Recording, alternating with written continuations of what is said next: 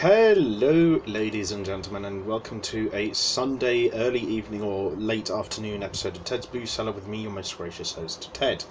Now, it is currently 5:07 on the 13th of September 2020. I hope I'm finding you all in a good state of affairs, and if I am not, then I hope things improve for you very, very promptly. Now, the last couple of episodes and the last two episodes of this weekend, we looked at some very differing ciders.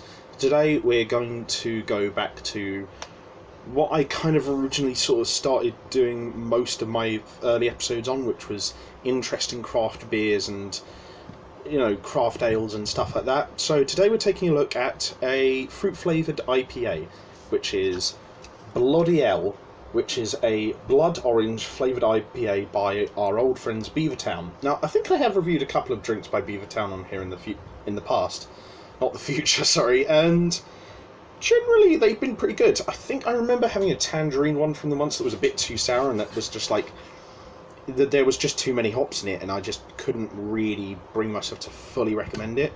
But generally they are pretty competent, and they do know what they're doing. They do make some good beers. So this is a blood orange flavoured IPA. It's 5.5% alcohol volume. It says drink fresh, do not age, and it says, no, that's pretty much all it says on the back of the can. And this was £3.29 from the Wine Barrel on Western Road in Hove. So yeah, no, I think it's probably slightly on the higher end for like a can of this size of like what I'd be willing to pay for it, but I think I'm willing to give like interesting craft beers and ales a chance to prove themselves. So, I mean, it's already given me a good first impression because it's got a very artistic can and design to like the front of the can as well. So yeah, I like the mixture of colours. It's very vibrant, but I can tell what it is. And yeah, this sort of ghoulish skull-looking blood orange is pretty striking. So yeah, it'll catch your attention. So 10 out of 10 for the design of the can.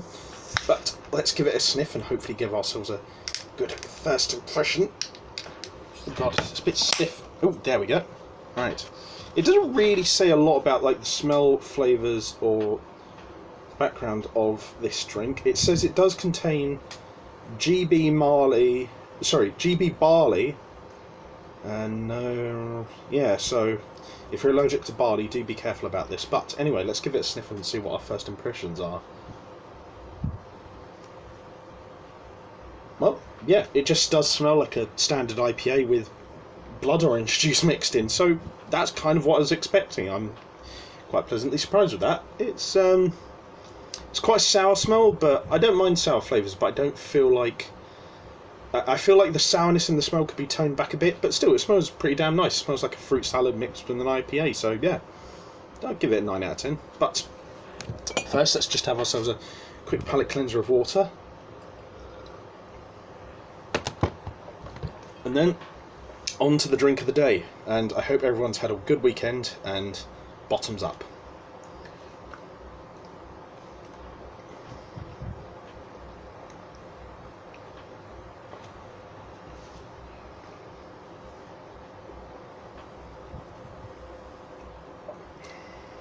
Okay.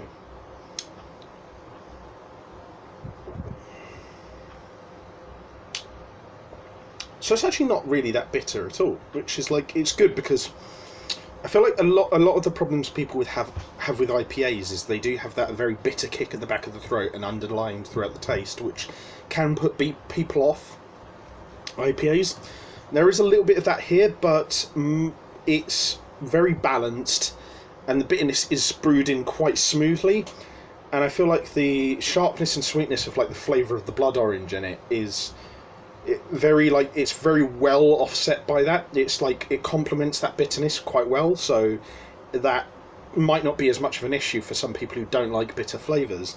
And yeah, it kind of just tastes like a standard IPA with like sort of a bit of an orangey tint with sort of like kind of sort of sour undertone. So it tastes good. Like all of the flavours on their own, if they were sort of,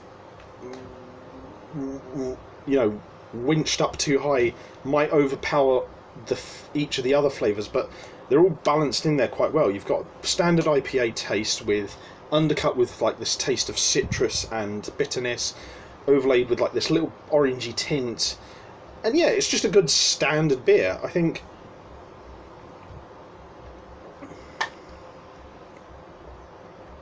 yeah, it does just taste like how I would imagine it. A blood orange juice mixed with an IPA. Well, yeah, it's pretty good. I think my main criticism is the texture could be a little bit smoother. It's not the easiest drink to sort of swallow down at the end, and the texture at the finish in particular is a little bit not rough at all. It's actually a very smoothly brewed beer, but I just feel like it could be a tiny bit smoother. But generally speaking, this is a very competently brewed IPA. Yeah, I like it. I'll give it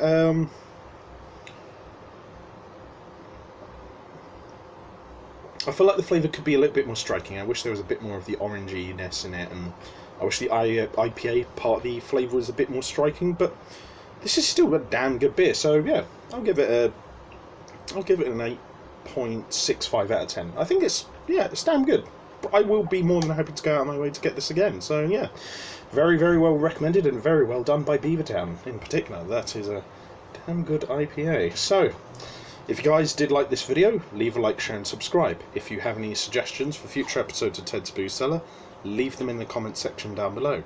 And if you want to check out anything else I do online, I'll leave the links to my social medias and other YouTube channels in the video description down below. But as always, have fun, stay safe with whatever you're doing, don't do anything I wouldn't do, wash your hands, take a mask with you to the shops, drink responsibly, know your limits, and I'll see you guys at the bar next time on Ted's Booze Cellar. Bye for now.